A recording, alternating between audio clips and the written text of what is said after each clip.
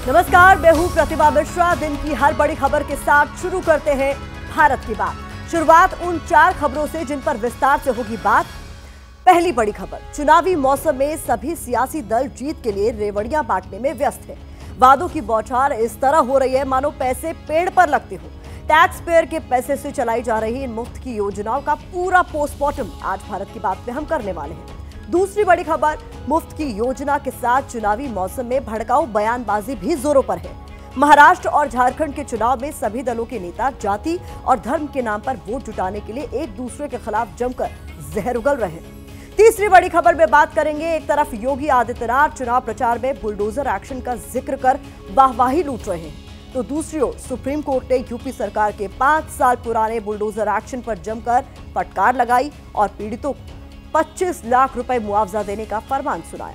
चौथी खबर में बात होगी मुकद्दर का सिकंदर यानी डोनाल्ड ट्रंप की, जो डेमोक्रेटिक पार्टी की उम्मीदवार कमला हैरिस को भारी अंतर से हराकर दूसरी बार अमेरिका के राष्ट्रपति बन गए हैं। तो भारत की बात की शुरुआत करते हैं और सबसे पहले बात करेंगे मुफ्त वाली सियासत की, क्योंकि राजनीतिक दलों ने पिछले कुछ दशक में फ्री वाले वादे को चुनाव जीतने का हिट फॉर्मूला समझ लिया है। टैक्स भरने वाली जनता के पैसों के भरोसे पार्टियां मुफ्त वाले वादे करती हैं। किसे जीत मिलती है और किसे हार, ये तो अलग मुद्दा है, लेकिन फ्री वाली इस पॉलिटिक्स में तमाम पार्टियां शुमार हैं। हालांकि कोई भी पार्टी ये स्वीकार नहीं करती कि वो चुनाव जीतने के लिए मुफ्त की घोषणाएं करती है। जब बात अपने पर आती है तो ज्यादातर पार्टियां अपनी घोषणाओं को जन कल्याणकारी बताकर अपनी ही पीठ थपथपाती हैं। अलबत्ता तमाम दल अपने विरोधियों पर यह आरोप जरूर लगाते हैं कि वो चुनाव जीतने के लिए फ्रीबीज या रेवड़ी वाले हथकंडे अपनाते हैं। कई राज्यों में चल रही स्कीम्स को देखकर यह आसानी से समझा जा सकता है कि रेवड़ी बांटने के खेल में सभी पार्टियां शामिल हैं, फिर चाहे वो बीजेपी हो, कांग्रेस हो, आम आदमी पार्टी हो, शिवसेना हो या फिर कोई और दल। भारत की बात में फ्रीबीज का मुद्दा हम इसलिए उठा रहे हैं क्योंकि महाराष्ट्र और झारखंड में विधानसभा चुनाव हो रहे हैं और वोट बटोरने की कोशिश में जुटी पार्टियों और गठबंधनों को सरकारी खजाने की परवाह बिल्कुल नहीं है। शुरुआत महाविकास आघाड़ी में बड़े भाई का रोल प्ले कर रही कांग्रेस से करते हैं। मुंबई के बांद्रा कुर्ला कॉम्प्लेक्स में मल्लिकार्जुन खड़गे और राहुल गांधी की मौजूदगी में महाविकास आघाड़ी ने अपना चुनावी गारंटी का ऐलान कर दिया। बैंक अकाउंट में महाराष्ट्र की महिलाओं को 3,000 रुपए सीधा खटाखट नजर जाएगा। और जब महाराष्ट्र की महिलाएं महाराष्ट्र में बस में कहीं जाएंगी तो उन्हें बस टिकट खरीदने के लिए 1 रुपया नहीं देना पड़ेगा, फ्री में जाएंगी। इससे पहले महायुति ने 5 नवंबर यानी मंगलवार को अपना घोषणा पत्र जारी किया। मुंबई से दूर कोल्हापुर में जिस जनसभा में यह घोषणा पत्र जारी किया गया उसमें मुख्यमंत्री एकनाथ शिंदे, देवेंद्र फडणवीस और अजीत पवार मौजूद थे, जहां 10 बड़े वादों का ऐलान किया गया। अब हम आपको दोनों के घोषणा पत्र के बड़े वादे भी दिखा देते हैं। कांग्रेस ने महिलाओं के लिए हर महीने 3,000 रुपए तक नकद, युवाओं को 4,000 रुपए का बेरोजगारी भत्ता और किसानों के लिए 3 लाख रुपए तक का कर्ज माफ करने का ऐलान किया है। और महायुति ने लाडली बहना योजना की राशि 1,500 से बढ़ाकर 2,100 करने और स्पेशल ट्रेनिंग प्रोग्राम्स में रजिस्टर्ड 10 लाख छात्रों को हर महीने 10,000 रुपए देने और किसानों को दी जा रही शेतकरी सम्मान योजना सालाना 12,000 से बढ़ाकर 15,000 रुपए करने का ऐलान कर दिया है। इसके अलावा महायुति ने वृद्धावस्था पेंशन की राशि 1,500 से बढ़ाकर 2,100 रुपए करने का भी वादा कर दिया है। जनता के सामने कांग्रेस और महायुति ने अपने पत्ते खोल दिए हैं। जनता को जिसका वादा ज्यादा दमदार लगेगा उसकी जीत होगी और जो जीतेगा उसे मुफ्त वाले वादे पूरे भी करने होंगे। लेकिन सवाल यह है कि क्या सरकार के खजाने में इसके लायक पैसा है? मान लीजिए कि चुनाव में महायुति की जीत हो जाती है तो लड़की बहन योजना पर हर साल करीब 28,401 करोड़ रुपए खर्च होंगे। स्पेशलाइज्ड ट्रेनिंग लेने वाले 10 लाख युवाओं को हर महीने दी जाने वाली 10,000 रुपए की मदद पर 12,000 करोड़ खर्च होंगे।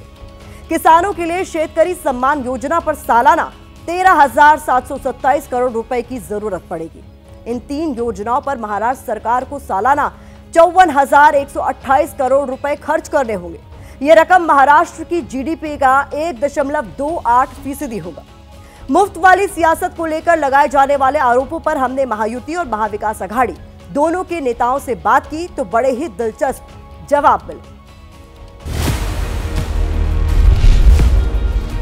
फ्रीबीज, रेवड़ी और स्टिमुलस पैकेज, इन दोनों चीजों में बहुत अंतर है। स्टिमुलस पैकेज मींस आप डायरेक्टली किसी को दे रहे हो, आप उनकी इकोनॉमी बूस्ट कर रहे हो, फ्री इलेक्ट्रिसिटी, फ्री वाटर।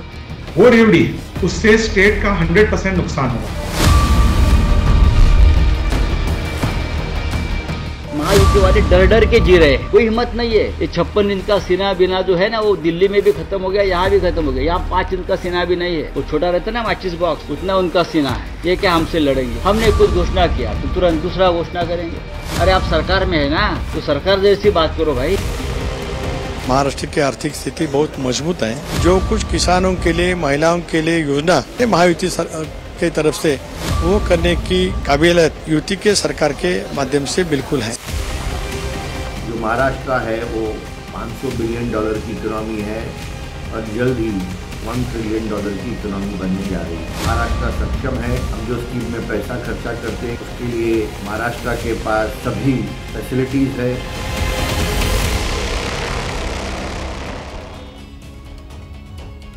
अब मजे की बात तो यह है कि हर पार्टी अपने विरोधी पर चुनाव जीतने के लिए रेवड़ी कल्चर को बढ़ावा देने का आरोप तो लगाती है, लेकिन उससे खुद भी बच नहीं पाती।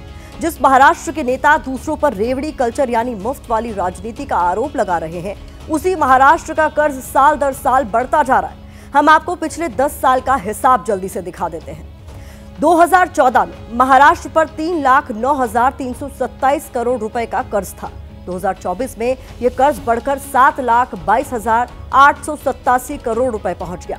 यानी पिछले 10 सालों में इस कर्ज में 4,18,560 करोड़ रुपए यानी 135% का इजाफा हो गया। ये आंकड़े बताते हैं कि फ्री वाली राजनीति महाराष्ट्र के खजाने पर असर दिखा रही है।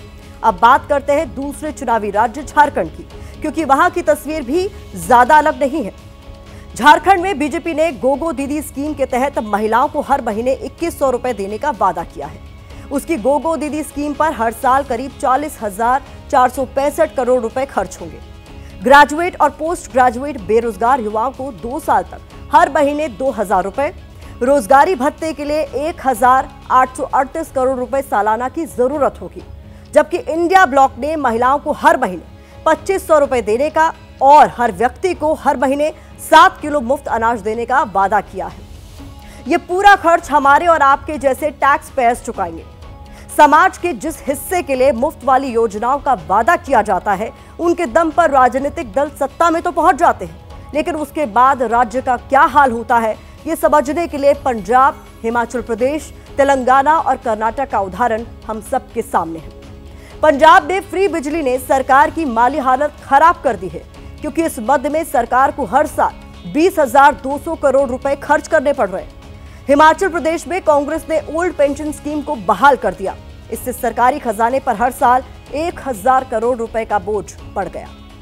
नतीजा यह है कि कर्ज के बोझ तले दबे ये राज्य बेहद तंग हाली से गुजर रहे हैं। इसका बुरा असर विकास पर पड़ रहा है और खामियाजा हमारे आपके जैसे टैक्स चुकाने वाले लोगों को उठाना पड़ता है। मुफ्त की रेवड़ियों को लेकर रिजर्व बैंक भी आगाह कर चुका है। आरबीआई ने दिसंबर 2023 में अपनी रिपोर्ट में कहा था कि सरकारों को ओपीएस और ऐसी दूसरी गैर जरूरी सब्सिडी से बचना चाहिए। आरबीआई ने कहा कि इस तरह की योजनाओं से विकास की गति धीमी होगी। रिजर्व बैंक का कहना है कि सरकारों को आमदनी बढ़ाने के साधनों की तलाश करनी चाहिए। आरबीआई की रिपोर्ट के मुताबिक छत्तीसगढ़, पंजाब, मध्य प्रदेश, बिहार और तमिलनाडु सब्सिडी पर सबसे ज्यादा खर्च करते हैं, जिसका असर उनकी माली हालत पर पड़ रहा है। ऐसा नहीं है कि रिजर्व बैंक ही मुफ्त की रेवड़ियों से चिंतित है। इसी मसले पर 14 अक्टूबर को हुई सुनवाई में सुप्रीम कोर्ट ने भी केंद्र सरकार और चुनाव आयोग को नोटिस भेजा है। हालांकि चुनाव आयोग पहले ही कह चुका है कि रेवड़ी कल्चर पर रोक लगाने के लिए सुप्रीम कोर्ट को ही कानून बनाना चाहिए। चुनाव आयोग ने 10 अप्रैल 2022 को हलफनामा देकर कहा कि चुनाव में फ्रीबीज का वादा करने वालों पर रोक नहीं लगा सकता। अगर चुनाव आयोग ऐसा करता है तो ये उसकी शक्तियों का दुरुपयोग होगा। चुनाव आयोग ने ही ये भी कहा कि अर्थव्यवस्था पर फ्रीबीज का असर देखना मतदाताओं की जिम्मेदारी है। अब ये मामला अदालत में है और लगता यही है कि जब तक फैसला नहीं हो जाता तब तक चुनाव की राजनीति में फ्रीबीज का खेल धड़ल्ले से चलता रहेगा। वैसे फ्रीबीज का चुनावी खेल काफी पुराना है और अब करीब करीब हर पार्टी इसमें शामिल हो चुकी है। अब बात करते हैं चुनाव प्रचार के दौरान की जाने वाली भड़काऊ बयानबाजी की। देश में हर साल किसी न किसी राज्य में चुनाव होता है। चुनाव प्रचार के लिए पार्टियां स्टार प्रचारक बनाती हैं और यही स्टार प्रचारक अपने बयानों से विवाद खड़ा कर देते हैं। पिछले कुछ साल से चुनावी मंच में भड़काऊ बयानों की गिनती बढ़ती जा रही है क्योंकि नेता ऐसे ही बयानों को जीत का मंत्र मानने लगे हैं। 2 साल पहले नौबत यहां तक आ गई थी कि हेट स्पीच का मामला सुप्रीम कोर्ट की दहलीज पर पहुंच गया था। 10 अक्टूबर 2022 को हुई सुनवाई में सुप्रीम कोर्ट ने हेट स्पीच की बढ़ती घटनाओं पर चिंता जाहिर की थी। कोर्ट ने कहा था कि धर्म को राजनीति से मिलाना ही हेट स्पीच का स्रोत है। कोर्ट ने नाराजगी जताते हुए कहा था कि क्या सरकारें नपुंसक हो गई हैं जो खामोशी से सब कुछ होता हुआ देख रही हैं। कोर्ट ने पूछा था कि हेट स्पीच देने वालों के खिलाफ कार्रवाई क्यों नहीं की जाती। एक वक्त था जब देश की राजनीति में नेहरू की शक्ल में सत्ता पक्ष था तो अटल बिहारी वाजपेयी की शक्ल में प्रतिपक्ष, लेकिन अब बात बात पर पाकिस्तान भेजने की बात होती है। बात बात पर धर्म का सहारा लिया जाता है, वोटर्स को उकसाया जाता है। एक बार फिर यही सब देखने को मिल रहा है। आपको झारखंड और महाराष्ट्र की चुनावी पिक्चर दिखाते हैं जहां एक तरफ योगी आदित्यनाथ तो दूसरी तरफ अकबरुद्दीन ओवैसी राजनीति में धर्म का छौंक लगा रहे हैं। ये नए भारत का नया उत्तर प्रदेश है जो निर्दोष नागरिकों को, निर्दोष हिंदुओं को छेड़ता है उसको छोड़ता नहीं है। तुम जिंदा कौम हो, अगर तुम जिंदा कौम हो तो उठो, उठो तो याद रख लो तुम्हारा वजूद खतरे में है। यही जोश, यही वलवला, यही उठना 20 तारीख का दिन है। उठोगे ना, उठोगे ना।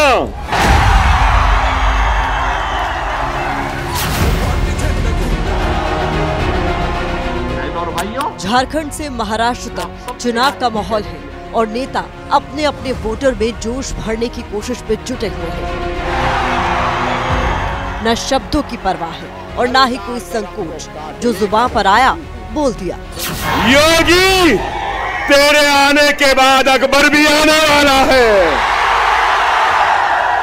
मोदी, तेरे आने के बाद अकबर भी आने वाला है। आज ये लोग यात्रा रोक रहे हैं। बहनों और भाइयों, आने वाले समय में घरों के अंदर घंटी और शंख भी नहीं बजाने देंगे। 2 वर्ष में 500 वर्षों की समस्या का समाधान। यूपी के मुख्यमंत्री योगी आदित्यनाथ झारखंड में गरज रहे थे तो अकबरुद्दीन ओवैसी महाराष्ट्र में। दोनों की लाइन लेंथ बराबर थी और शब्दों का भाव बिल्कुल एक। मेरी बात को समझो, वक्त नाजुक है, वक्त नाजुक है। जैसे हम लोग आए, हमने कहा भी कावड़ यात्रा तो हम निकालने देंगे। लोगों ने कहा दंगा हो जाएगा, हमने कहा एक बार आर पार हो ही जाए, देखा जाएगा।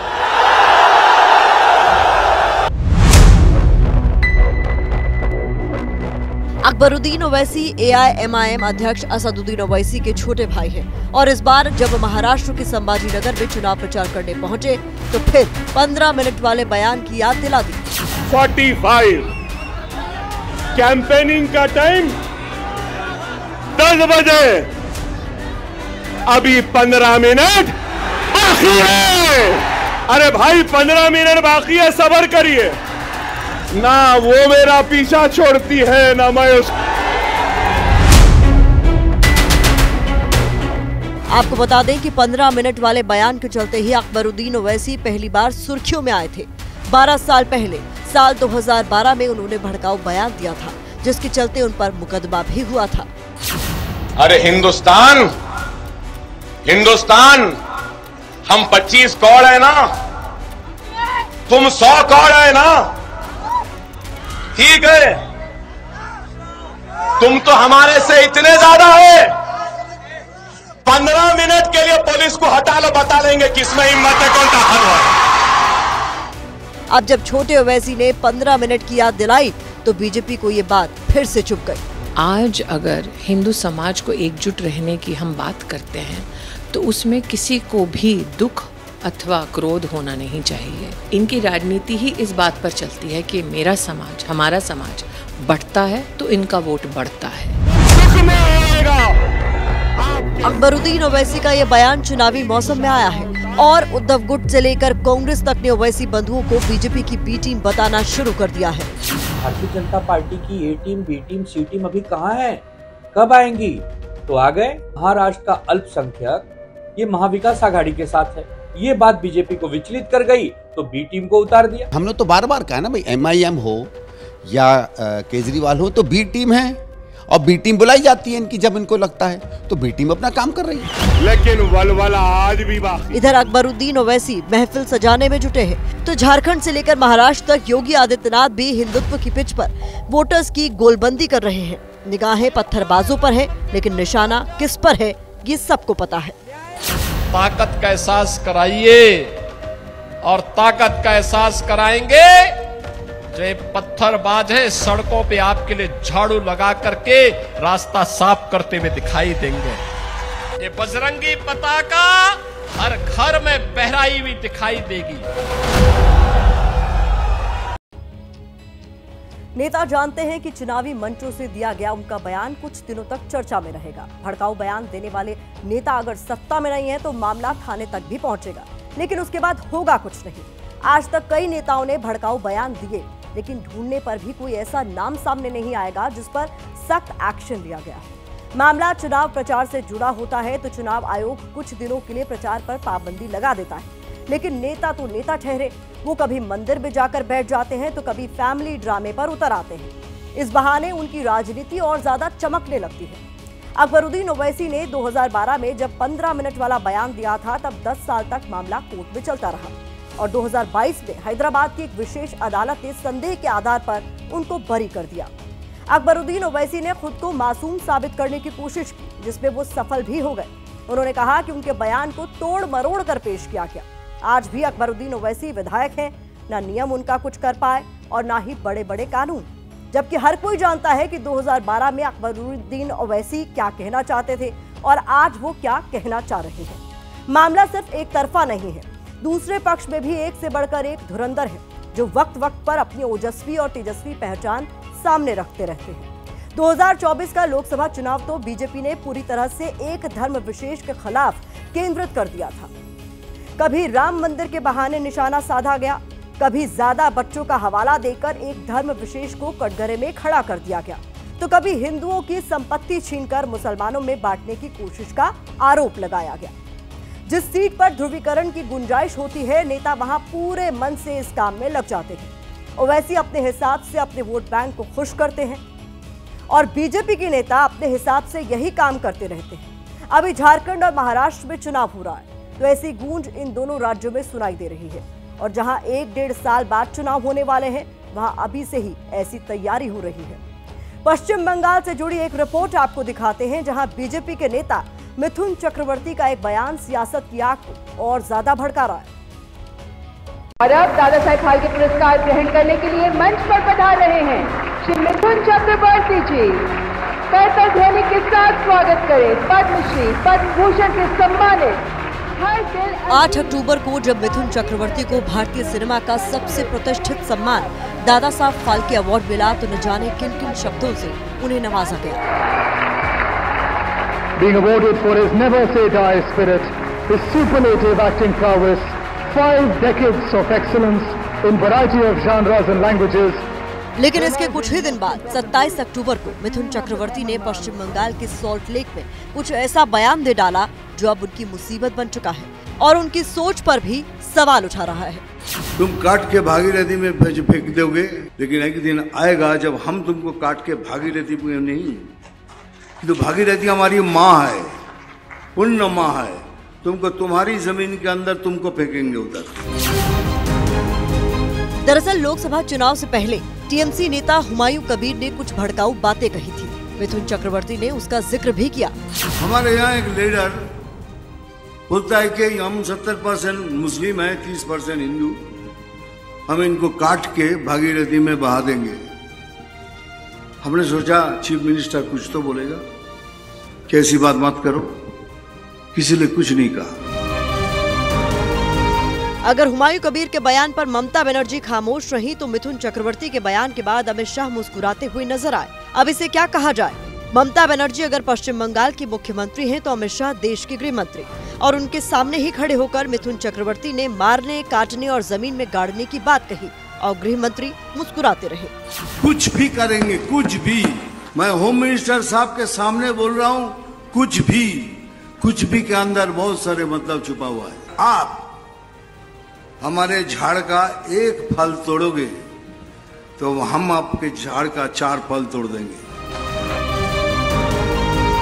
2021 में पश्चिम बंगाल में विधानसभा चुनाव हुए, ममता बनर्जी जीत गई। 2024 में पश्चिम बंगाल में विधानसभा चुनाव हुए, ममता बनर्जी ने भारी बढ़त बनाई और अब 1.5 साल के बाद एक बार फिर पश्चिम बंगाल में विधानसभा के चुनाव होने हैं और एक बार फिर बंगाल में राजनीति की दिशा ध्रुवीकरण की तरफ घूम गई है। मिथुन चक्रवर्ती ने इस कार्यक्रम में ये भी कहा कि पार्टी को ऐसे कार्यकर्ता की जरूरत है जो गोली खाने के लिए तैयार रहे। अब ऐसे खतरनाक बयानों के बाद मिथुन चक्रवर्ती के खिलाफ थाने में मुकदमा तो दर्ज हो गया, लेकिन पश्चिम बंगाल की सियासत में नया मुद्दा भी आ गया है। कोई मुसलमान को धमकी नहीं दिया। भारतीय जनता पार्टी हिंदू मुसलमान के बीच में दरार पैदा करने का राजनीति नहीं करता है। ये जो विभाजन की राजनीति है, ये तृणमूल कांग्रेस की राजनीति है। ये सेंट्रल होम मिनिस्टर के स्टेज में वहां पे खड़ा होकर ऐसा धर्म के नाम पे कम्युनल इंडिकेशन का प्रोवोकेशन देना, ये तो क्रिमिनल ऑफेंस है। राजनीति में आकर कोई अभिनेता कहां तक पहुंच सकता है, इसके लिए मिथुन चक्रवर्ती बड़े उदाहरण के तौर पर गिने जाएंगे। मिथुन चक्रवर्ती यही नहीं रुके, उन्होंने कुछ और बातें भी कही जो बताती है कि पश्चिम बंगाल की राजनीति में खून खराबा क्यों बढ़ रहा है, और अमित शाह की मुस्कुराहट भी बताती है कि पश्चिम बंगाल के विधानसभा चुनाव में बीजेपी का एजेंडा क्या रहने वाला है। वोटिंग इसलिए होती है ताकि राज्य में सरकार का गठन हो सके, चुनी हुई सरकार लोगों के विकास के लिए काम कर सके और समाज को एकजुट रखे। लेकिन जहां सरकार बनाने के लिए नेता ही खून के प्यासे हो जाए, सत्ता के लिए एक दूसरे को मारने, काटने और जमीन के अंदर गाड़ने की बात करने लगे तो वहां के हालात कैसे होंगे? पश्चिम बंगाल में जब भी चुनाव होता है वहां हिंसा जरूर भड़कती है। एनसीआरबी का डेटा बताता है कि पिछले 10 साल में हर साल 20 राजनीतिक कार्यकर्ता मारे गए। इन सभी की जान पॉलिटिकल हिंसा में गई। 2023 के पश्चिम बंगाल पंचायत चुनाव में 12 और 2018 के पंचायत चुनाव में 10 लोग मारे गए थे। अभी 5 महीने पहले भी जब पश्चिम बंगाल में लोकसभा चुनाव हो रहे थे, तब भी कई जगहों पर राजनीतिक हिंसक झड़प हुई थी।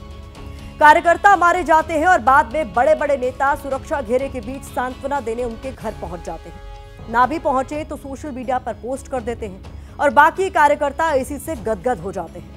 पश्चिम बंगाल में वोटिंग तो ईवीएम से होती है, लेकिन मतदान केंद्रों के बाहर बम, गोली और बारूद का मुकाबला भी साथ साथ चलता है। जब पश्चिम बंगाल में लेफ्ट बनाम टीएमसी की लड़ाई थी, तब भी हालात ऐसे ही थे, और अब जब टीएमसी बनाम बीजेपी की लड़ाई है, हालात वैसे के वैसे। झारखंड और महाराष्ट्र में चुनाव हो रहा है। दोनों राज्यों में बीजेपी ने योगी आदित्यनाथ की खास तैनाती की है और योगी आदित्यनाथ लगभग हर चुनावी मंच से बुलडोजर का जिक्र कर रहे हैं, लेकिन फिलहाल उनका बुलडोजर अदालतों के काबू में है। बहराइच हिंसा के बाद चर्चा में आए बुलडोजर एक्शन को लेकर आज हाईकोर्ट में सुनवाई हुई। इलाहाबाद हाईकोर्ट ने सख्त रुख अख्तियार करते हुए कहा कि किसी भी कार्रवाई में कानून का पालन करना होगा। हाईकोर्ट ने टिप्पणी की है कि चुनिंदा तरीके से निर्माण को नहीं गिराया जा सकता। कोर्ट ने पूछा है कि नोटिस जारी करने से पहले वहां कोई सर्वे किया गया था या फिर नहीं। दरअसल बीते दिनों बहराइच में धार्मिक हिंसा हुई थी और एक शख्स की गोली लगने से मौत हो गई थी। हिंसा की घटना के बाद कई इलाकों में सरकार ने बुलडोजर एक्शन की तैयारी की।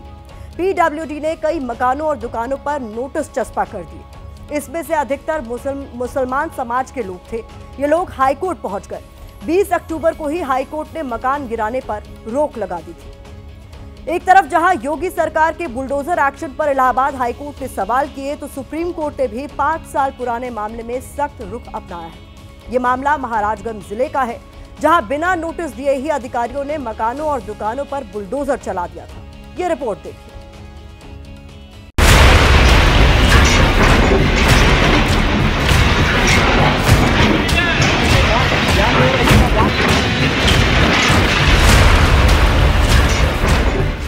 ये साल 2019 की तस्वीर है, जब योगी आदित्यनाथ की सरकार को बने सिर्फ 2 साल बीते थे और यूपी में बुलडोजर वाली कार्रवाई को नए पंख लग रहे थे।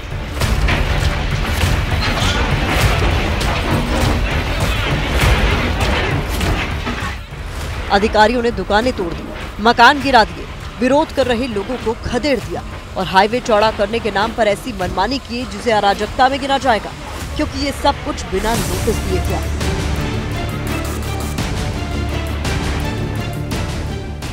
लेकिन 5 साल बाद अधिकारी कटघरे में खड़े हो गए हैं। सरकार को जवाब देते नहीं बन रहा और जो पीड़ित थे उन्हें इंसाफ मिला है। सुप्रीम कोर्ट ने याचिकाकर्ता को 25 लाख रुपए का मुआवजा देने को कहा है। साथ ही चीफ सेक्रेटरी से यह भी कहा है कि पूरे मामले की जांच की जाए और जांच के बाद कार्रवाई की जाए।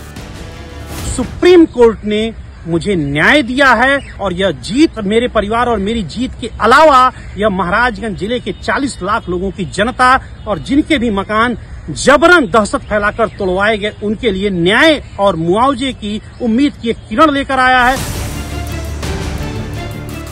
हाईवे चौड़ा करने के नाम पर बिना नोटिस दिए जिस पुश्तैनी मकान पर कार्रवाई की गई थी वो मनोज टिबड़ेवाल का था। मनोज कोर्ट पहुंचे और अब कोर्ट ने इस मामले में सख्त रुख अपनाया है। चीफ जस्टिस की अध्यक्षता वाली बेंच ने इस आदेश की कॉपी सभी राज्यों को भेजने का निर्देश दिया है ताकि यूपी के ऐसे मॉडल की देखा देखी कोई दूसरा राज्य न करे।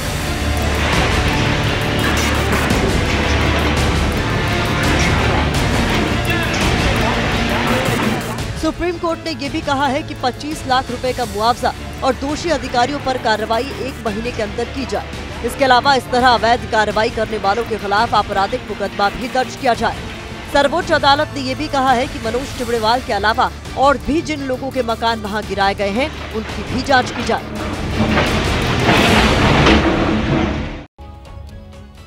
ये पहली बार नहीं है जब बुलडोजर एक्शन पर सुप्रीम कोर्ट सख्त हुआ है। कुछ दिन पहले सुप्रीम कोर्ट ने बुलडोजर की कार्रवाई पर पूरी तरह से ब्रेक लगाने का फैसला सुनाया था। कोर्ट ने अपने फैसले में कहा था कि बिना कानूनी प्रक्रिया का पालन किए अचानक कार्रवाई गलत है। अब बुलडोजर एक्शन पर सुप्रीम कोर्ट की तरफ से दिशा निर्देश तैयार किए जाएंगे। कोर्ट ने कहा था कि किसी व्यक्ति पर अपराध का आरोप लगना उसका मकान गिराने का आधार नहीं हो सकता। वैसे तो बुलडोजर का इस्तेमाल अवैध कब्जा हटाने के लिए होता है, लेकिन 2017 के बाद से इसकी पहचान बदल गई है। अब बुलडोजर राजनीतिक हो चुका है। हालांकि ऐसा होकर भी वो किसी पार्टी में शामिल नहीं हो सकता, लेकिन बीजेपी के कई राज्य सरकारों ने उसे अपना हिस्सा जरूर बना लिया है। मध्य प्रदेश, हरियाणा, असम, गुजरात, उत्तराखंड और राजस्थान के साथ साथ छत्तीसगढ़ में भी बुलडोजर खूब गरज रहा था। हालांकि सुप्रीम कोर्ट की रोक के बाद बुलडोजर शांत है और यूपी के महाराजगंज वाले मामले ने बुलडोजर चलाने वाले अधिकारियों को फिर से सतर्क कर दिया है, क्योंकि सरकार को खुश करने के लिए अधिकारी आज अगर किसी का पुश्तैनी मकान गिरा रहे हैं तो आने वाले वक्त में न केवल उनको जवाब देना पड़ेगा बल्कि उन्हें सजा भी मिल सकती है।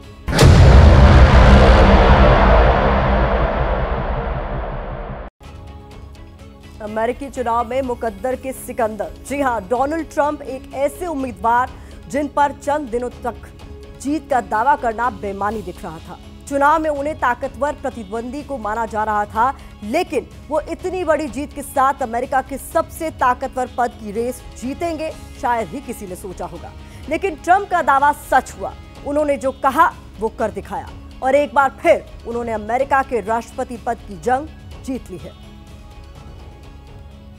अमेरिका के चुनावी इतिहास में 131 साल बाद और दूसरे विश्व युद्ध के बाद पहली बार डोनाल्ड ट्रंप ऐसे पहले राष्ट्रपति बने हैं जो हारकर दूसरी बार राष्ट्रपति बने हैं। डोनाल्ड ट्रंप को 50 राज्यों की 538 में से 277 सीटें मिली हैं, जबकि डेमोक्रेटिक पार्टी की कैंडिडेट कमला हैरिस कड़ी टक्कर देने के बावजूद 226 सीटें ही जीत सके। आपको बता दें कि बहुमत के लिए 270 सीटें जरूरी थी और ट्रंप बहुमत का आंकड़ा छूने में कामयाब हो गए। अमेरिका को डोनाल्ड ट्रंप के रूप में अपना 47वां राष्ट्रपति मिल गया और प्रधानमंत्री नरेंद्र मोदी को अपना पुराना दोस्त। हम ये बात इसलिए कह रहे हैं क्योंकि 4 साल पहले प्रधानमंत्री मोदी और अमेरिका के राष्ट्रपति की दोस्ती को एक बार फिर याद किया जा रहा है। नए दौर में पुरानी दोस्ती दोनों देशों के लिए क्या कुछ नया लाएगी? कैसे दुनिया के 2 ताकतवर देश मिलकर छाप छोड़ेंगे? एक बार फिर पूरी दुनिया इंतजार कर रही है। दुनिया ने पहले भी 2 दोस्तों की पक्की दोस्ती देखी है। नमस्ते ट्रम्प, नमस्ते ट्रम्प, नमस्ते Trump. Modi, you're fantastic. I mean, fantastic man. You're fantastic. I mean, fantastic man. मेरे दोस्त डोनाल्ड ट्रम्प, दिल से बधाई मेरे दोस्त। इधर डोनाल्ड ट्रंप ने अमेरिका के राष्ट्रपति पद का चुनाव जीता, उधर दिल्ली में बैठे डोनाल्ड ट्रंप के दोस्त और भारत के प्रधानमंत्री नरेंद्र मोदी ने बधाई देने में जरा भी देर नहीं लगाई। America has given us an unprecedented and powerful mandate. प्रधानमंत्री मोदी ने अपने सबसे अजीज दोस्त को सोशल मीडिया पोस्ट के जरिए पहला संदेश भेजा। मेरे दोस्त डोनाल्ड ट्रंप को ऐतिहासिक चुनावी जीत पर हार्दिक बधाई। जैसे कि आप अपने पिछले कार्यकाल की सफलताओं को आगे बढ़ा रहे हैं, मैं भारत अमेरिका व्यापार वैश्विक और रणनीतिक साझेदारी को और मजबूत करने के लिए हमारे सहयोग को नयापन देने के लिए तत्पर हूँ। आइए हम मिलकर अपने लोगों की बेहतरी के लिए और वैश्विक शांति, स्थिरता और समृद्धि को बढ़ावा देने के लिए काम करें। इस संदेश के साथ मोदी ने 4 वो तस्वीरें भी शेयर की हैं, जिन्हें देखकर ट्रंप जरूर खुश हो रहे होंगे।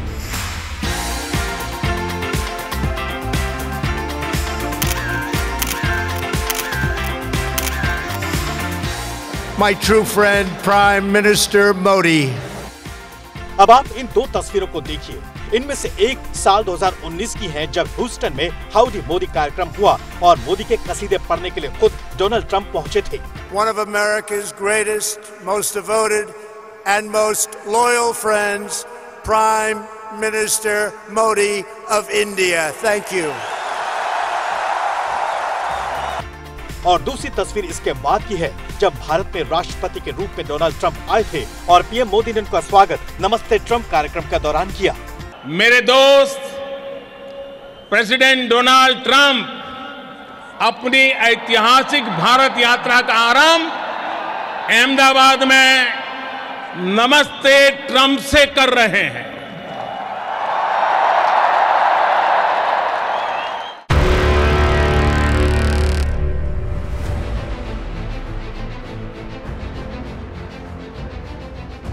आपको बता दें कि दोनों ही नेता 2017 से 2021 के बीच साथ काम कर चुके हैं। 2021 के चुनाव डोनाल्ड ट्रंप हार गए थे और उन्हें राष्ट्रपति पद छोड़ना पड़ा था, लेकिन भारत और मोदी के प्रति उनकी नजदीकी बिल्कुल भी कम नहीं हुई। भारत अमेरिका बहुत ही घनिष्ठ मित्र हैं और मूल्यों के आधार पर हमारी मित्रता हमेशा आगे बढ़ती चली जा रही है। हाल ही में बांग्लादेश के हिंदुओं की सुरक्षा का वादा करते हुए डोनाल्ड ट्रंप ने नरेंद्र मोदी की तारीफ की थी और कमला हैरिस पर हिंदुओं की अनदेखी करने का आरोप लगाया था। हिंदुओं पर हमले हुए तो डोनाल्ड ट्रंप ने बांग्लादेश को सख्त संदेश देते हुए कहा, मैं बांग्लादेश में हिंदुओं, ईसाइयों और अन्य अल्पसंख्यकों के खिलाफ बर्बर हिंसा की कड़ी निंदा करता हूँ। भीड़ उन पर हमला कर रही है, लूटपाट कर रही है, जो कि पूरी तरह से अराजकता की स्थिति है। अमेरिका में डोनाल्ड ट्रंप का राष्ट्रपति चुने जाने के बाद बांग्लादेश और पाकिस्तान पर दुनिया की सबसे ज्यादा नजरें टिकी रहेंगी, क्योंकि डोनाल्ड ट्रंप ने बांग्लादेश में हिंदुओं पर हो रहे अत्याचार के मुद्दे को खुले तौर पर उठाया है। वहीं भारत भी लगातार अल्पसंख्यकों पर पाकिस्तान और बांग्लादेश में हो रहे अत्याचार के मुद्दे को प्रमुखता से उठाता रहा है। तो कहीं ना कहीं डोनाल्ड ट्रंप के आने के बाद इन दोनों ही देशों पर दबाव जरूर बनेगा। अकेले बांग्लादेश ही नहीं, पाकिस्तान भी ट्रंप के दोबारा राष्ट्रपति चुने जाने के बाद तनाव में है, यानी पाकिस्तान की मुसीबत बढ़ गई है। आपको बताते हैं कि दोनों नेताओं में कुछ समानताएं भी हैं, जैसे दोनों ही नेता जनता से सीधा संवाद करना पसंद करते हैं, पाकिस्तान के रवैये पर एक जैसा रुख रखते हैं और आतंकवाद पर भी एक जैसा हमला बोलते हैं। दोनों ही नेता अपने देश की आर्थिक स्थिति सुधारने को बेहद जरूरी मानते हैं। मोदी ने इंडिया फर्स्ट का नारा दिया तो ट्रंप ने अमेरिका के लिए मागा यानी मेक अमेरिका ग्रेट अगेन का नारा दिया। साफ है, दोनों ही नेता राष्ट्रवाद की नीति को ऊपर रखते हैं। We're all won by the MAGA movement. They helped so much. और यही वो नीति है जहां से दोनों देशों के बीच और नजदीकियां होने में कुछ मुश्किलें हैं। अब जैसे ही डोनाल्ड ट्रंप अमेरिका के 47वें राष्ट्रपति पद की शपथ लेंगे, उसके बाद देखना दिलचस्प होगा कि मोदी और ट्रंप की दोस्ती आने वाले दिनों में कैसी रहेगी। यानी सबकी नजर मोदी 3.0 और ट्रंप 2.0 पर टिकी हुई है। भारत और अमेरिका के संबंधों में ट्रंप के साथ सहयोग और टकराव दोनों ही तरह के रिश्ते देखने को मिले हैं। अब आपको ट्रंप का ट्रैक रिकॉर्ड भी दिखा देते हैं। ट्रंप के पहले कार्यकाल में अमेरिका ने भारत के साथ व्यापार बढ़ाया ताकि अमेरिका की अर्थव्यवस्था सुधरे, जिसमें रक्षा, ऊर्जा, टेक्नोलॉजी के क्षेत्र में ज्यादा फोकस भी किया गया। लेकिन तब ट्रंप ने अमेरिकी वस्तुओं पर भारत के हाई टैरिफ की आलोचना की थी, जिससे तनाव भी बढ़ा। भारत ने जब व्यापार के लिए रुपए का उपयोग करने की योजना बनाई तो अमेरिका ने इसका विरोध करते हुए 100% टैरिफ लगाने की धमकी दी थी, जबकि दोनों देशों ने 2017 में आतंकवाद विरोधी प्रयासों को मिलकर बढ़ाया। आपको बता दें कि अगले साल यानी 2025 में क्वाड समिट की मेजबानी भारत कर रहा है। यानी जल्द ही अमेरिका के नए राष्ट्रपति डोनाल्ड ट्रंप भारत की यात्रा पर आ सकते हैं। 4 साल पहले जिस व्हाइट हाउस से ट्रंप बेआबरू होकर निकले थे, अब उसी व्हाइट हाउस में उनकी वापसी होने जा रही है। 4 साल में कैसे डोनाल्ड ट्रंप ने मुश्किल परिस्थितियों का सामना कर सत्ता का रास्ता तैयार किया, कैसे एक गोली अमेरिका चुनाव में उनके लिए कमबैक का रास्ता बन गई, कैसे ट्रंप मुकद्दर का सिकंदर बन गए, देखिए हमारी इस खास रिपोर्ट में।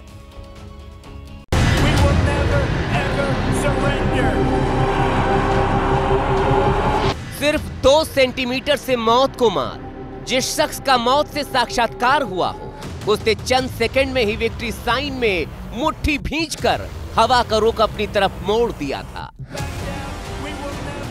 पेंसिल्वेनिया की इन तस्वीरों ने अमेरिका में ट्रंप की छवि को एक मजबूत और सशक्त प्रशासक के रूप में पेश किया। ट्रंप के मेक अमेरिका, ग्रेट अमेरिका के नारे को धार मिली। चुनाव जीतने के बाद ट्रंप ने हमले को याद करते हुए कहा, इसी पल के लिए मेरी जान बची थी। God spared my life for a reason, and that reason was to save our country. 5 महीने बाद यही वो पल था जिसने अमेरिकी चुनाव की दशा और दिशा दोनों बदल दी। इससे पहले ट्रंप कई चुनौतियों से जूझ रहे थे। 2020 में व्हाइट हाउस से उनकी विदाई भी दंगों और उत्पात की भेंट चढ़ गई थी।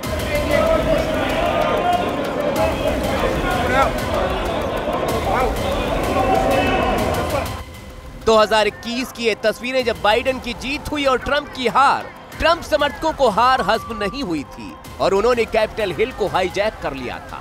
भारी तोड़फोड़ मचाई थी, बमुश्किल हालात काबू में आए थे। कैपिटल हिल हिंसा में ट्रंप की भूमिका पर भी सवाल थे। डेमोक्रेट्स ने डोनाल्ड ट्रंप पर भीड़ को उकसाने के आरोप लगाए थे। इसी साल जुलाई में सुप्रीम कोर्ट ने इस मामले में ट्रंप को राहत दी थी। हिंसा के उन आरोपों ने 2024 के चुनाव में भी ट्रंप का पीछा नहीं छोड़ा था। राजनीतिक जीवन ही नहीं, ट्रंप का निजी जीवन भी विवादों के भूचाल से टकराता रहा। 2016 चुनाव के दौरान पोर्न स्टार स्टॉर्मी डेनियल्स के विवाद ने अब तक ट्रंप का पीछा नहीं छोड़ा।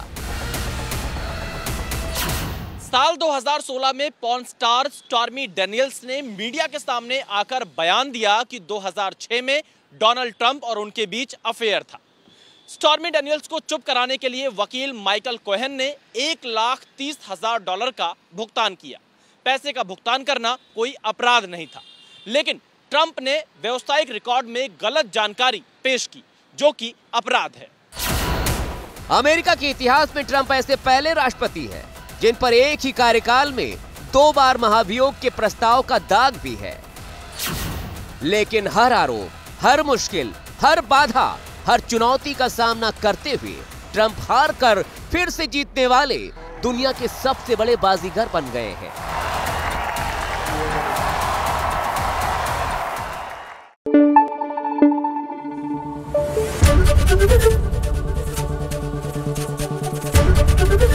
एबीपी न्यूज आपको रखे आगे।